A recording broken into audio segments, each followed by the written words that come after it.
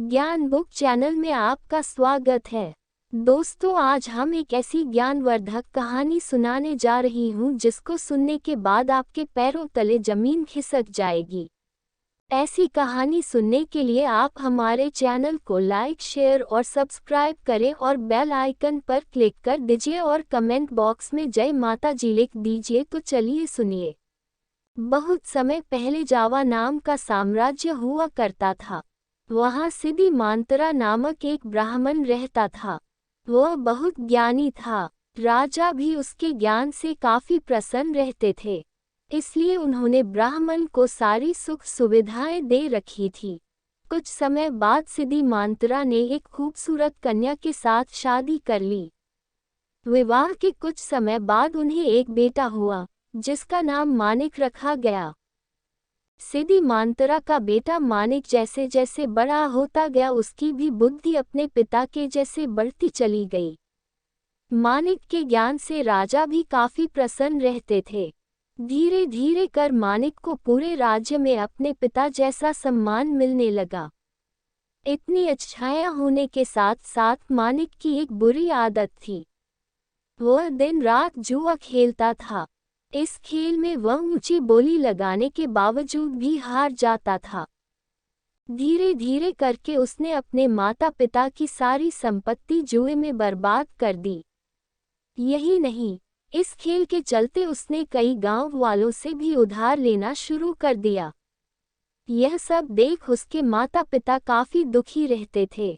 लाख कोशिशों के बावजूद भी वे अपने बेटे के इस गंदी आदत को नहीं छुड़ा पाए।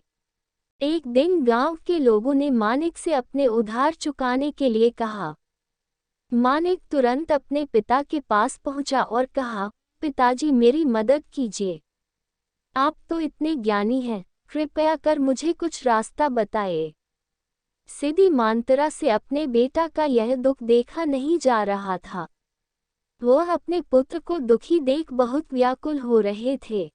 एक दिन ब्राह्मण सिद्धि मांतरा ने तय किया कि वह आसपास के गांव में भी जाकर पूजा पाठ कराएंगे और अपने बेटे के उधार को चुकाने की कोशिश करेंगे। हालांकि सिद्धि मांतरा के मन में यह चिंता हमेशा रहती थी कि पूजा पाठ करके बेटे के उधार के सारे पैसे उतार पाना मुनासिब नहीं है। एक दिन यही सब सोचते सोचते सिद्धि मांतरा को नींद आ गई। तभी उन्होंने सपना देखा कि पूर्व दिशा की ओर एक ज्वालामुखी पर्वत है, जिसमें एक बड़ा सा खजाना छिपा हुआ है। इसकी देखभाल नागा बेसुकी नाम का एक आदमी करता था। उस सपने में उसे यह पता चला कि उसे नागा बेसुकी से मदद मांगनी चाहिए। जब सिद्धि मांतरा की नींद खुली तो वह काफी चकित हुआ। उसने तुरंत सारी बातें अपनी पत्नी को बताई। सिद्धि मांतरा की बात सुनकर उसकी पत्नी ने कहा कि एक बार हमें इस बारे में पता करना चाहिए, शायद हमें सच में मदद मिल जाए। उसने कहा, चलिए हम दोनों साथ चलते हैं। आखिरकार हमारे लाड प्यार ने मानिक को बिगाड़ा है। सिद्धि मांतरा अपनी पत्नी की बात से राजी हो गया। अगली सुबह दोनों उस पर्वत की ओर जाने के लिए निकल पड़े। ज्वालामुखी पर्वत की ओर जाते समय सिद्धि मांतरा और उसकी पत्नी दोनों को कई तरह के कष्ट झेलने पड़े, लेकिन उन्होंने सभी तकलीफों को सहन किया और अंत में उस पर्वत के पास पहुंचे। वहां पहुंचकर ब्राह्मण ने मंत्र पढ़ते हुए घंटी बजानी शुरू कर दी। तभी वहां नागा बेसुकी नामक व्यक्ति उपस्थित हुआ। सिद्धि मांतरा और उसकी पत्नी ने झुककर नागा बेसुकी को प्रणाम किया और अपनी परेशानी बताई। नागा बेसुकी शांत होकर उनकी बातें सुन रहा था। उसे पता था कि ब्राह्मण सिद्धि मांतरा बहुत ज्ञानी और भगवान के बहुत बड़े भक्त हैं।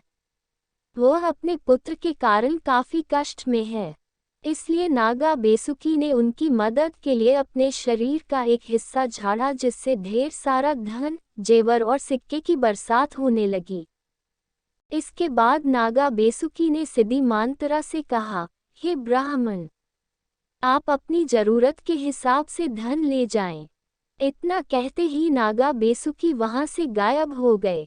इसके बाद सिद्धि मांत्रा और उसकी पत्नी ने अपनी जरूरत के हिसाब से धन बटोरा और नागा बेसुकी को धन्यवाद कहकर वहां से चले गए। इधर अपने घर पर माता पिता को न पाकर मानिक बहुत चिंतित हो रहा था।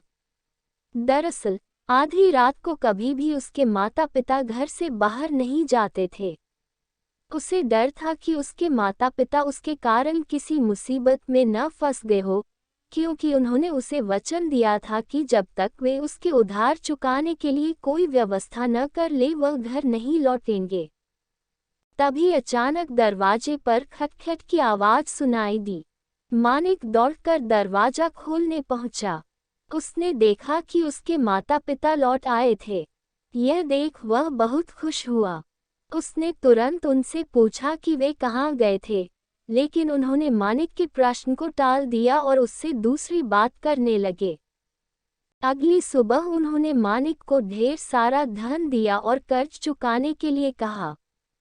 अपने माता पिता के पास इतना सारा धन देखकर मानिक को काफी आश्चर्य हुआ। उसने उनसे पूछा कि इतना सारा धन कहाँ से आया, लेकिन उन्होंने उसे कुछ नहीं बताया। अंत में मानिक को अपनी गलती का एहसास हुआ और उसने अपने माता पिता से माफ़ी मांगी और उन्हें वचन दिया कि वह अब दोबारा ऐसी गलती नहीं करेगा। इसके साथ ही वह अपने पिता के साथ पूजा पाठ में जुट गया। इस कहानी से हमें यह सीख मिलती है कि हर किसी को अपनी गलतियों को सुधारने का मौका मिलना चाहिए, क्योंकि जो अपनी गलती सुधार लेता है वही एक अच्छा इंसान बनता है। दोस्तों, आपको यह कहानी पसंद आई हो तो आप हमारे चैनल को लाइक, शेयर और सब्सक्राइब करके बेल आइकन दबा दीजिए। धन्यवाद।